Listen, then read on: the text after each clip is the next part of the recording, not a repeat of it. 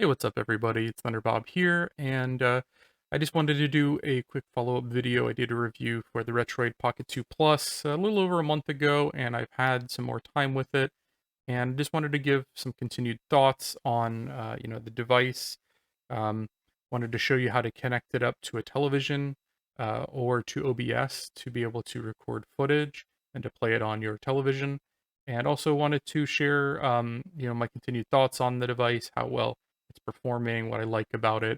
And lastly, I wanted to share some information I found on future updates that are coming to this device very soon and some of the changes that are coming. So to start with, I purchased a mini HDMI cable on Amazon for like $8 shipped through Prime.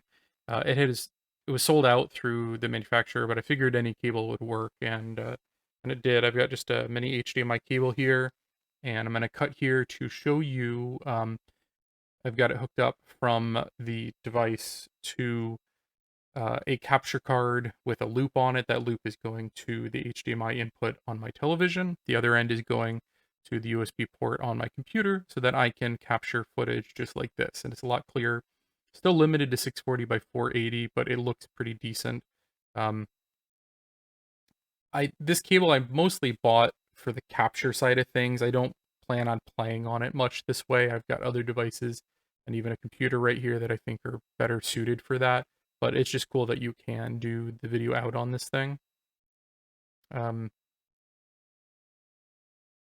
Cable, it's not required, but I've got it hooked up so I can record footage also for this video, and I might use it in the future to show off, future updates and things that I'm able to do on the device better than the off-screen video like in the review I had.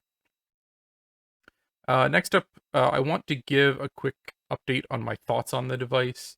Overall, I'm still really, really pleased with it. That initial review was from, about a week of use, and now I've had it for more like 5 weeks or something. And I gotta say, it is still awesome. I use it a couple of times a week. Um, right now, I'm playing through a lot of classics, a lot of my favorites. I'm actually about halfway through Earthbound. After that, probably play Chrono Trigger. The systems I played the most on it are the PlayStation, Nintendo 64, Super Nintendo, Dreamcast. I'm finding PlayStation 2 and the GameCube performance just aren't quite good enough. I really haven't dug into them too deeply, though this upcoming patch does appear to have some Dreamcast, um, excuse me, some GameCube changes. So maybe it will be a little bit better after that patch comes out. Overall, just a great device for these older games. Like Super Nintendo, one thing I noticed is the battery drain when you're playing it is like non-existent. I was playing like 2 hours of Earthbound and I looked at my battery and it was still at like 89%. That's like, that's a lot of hours if it holds for that all the way down to 0%. I usually charge it overnight, so I haven't really drained it completely, but 2 hours for about 10%, that's pretty great. Um, on the more advanced systems, it does drain the battery a bit quicker, but still, even like PlayStation or Dreamcast, I would say you get at least like 8 hours of use out of it. And overall, for those systems, it's really great. And I think for the $100 price tag, it's still a really amazing device, and I could really definitely recommend it. Uh, I bought it because I was waiting on the Steam Deck, and the Deck was delayed, and I really wanted something to be able to play around with in the meantime. Uh, I think the Steam Deck will be great for those systems that this is not able to play. So those PlayStation 2, GameCube, PlayStation 3, newer Steam games. I've got like, I don't know, 1,000 Steam games, and being able to play a good chunk of those on the go is pretty awesome. So I'm still waiting for that. I've got two on order, one for me and my wife. But in the meantime, I think if you're waiting for that, this could be a fun device to keep you occupied. And then it's also much more portable, being able to take this thing on the go, slip it in your pocket.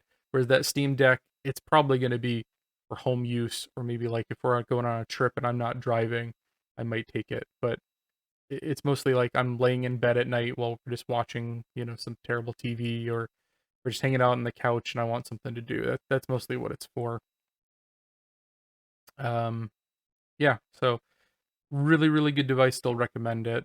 And then I just want to take like 2 minutes here to talk about some updates coming to the device, and I'll definitely cover this once these updates are released. But um, there's an official Discord I found, and on that Discord, they've put out a couple of updates. One is that there is a patch coming out very soon, specifically um, a patch that will add a bunch of new systems and a bunch of new emulators to the default package, which is awesome.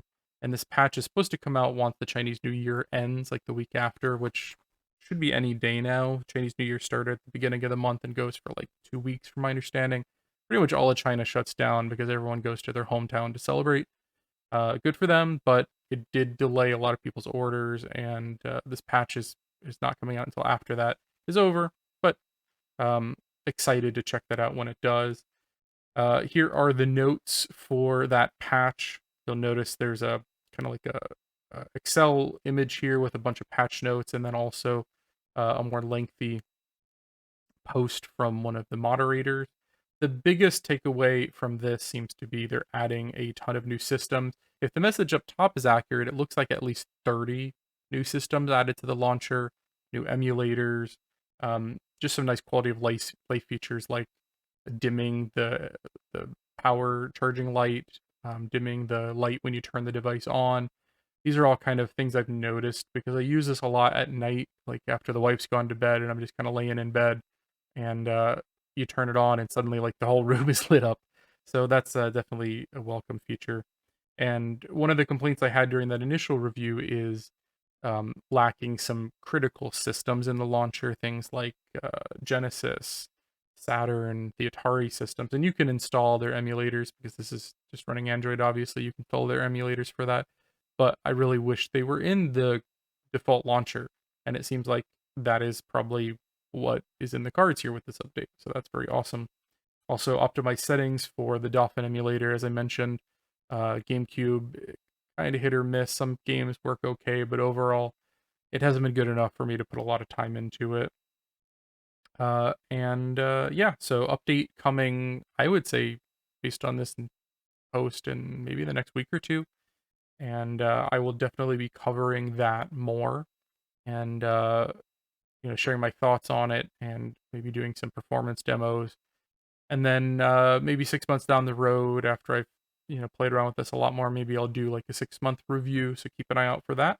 But if you are in the market for this device, I love this thing. I play with it 3 times a week at least when I'm not hanging out on my PC. If I'm in bed or for driving somewhere and the wife is the one driving, I'll definitely play on it for the length of that trip. And yeah, it's awesome. So if you're in the market for a retro handheld and you're wanting something in the $100 range, something small and pocketable, I could definitely recommend it. I'll end it here. Thank you for watching, everyone. If you do enjoy this, please like and subscribe. Have a good night, everyone.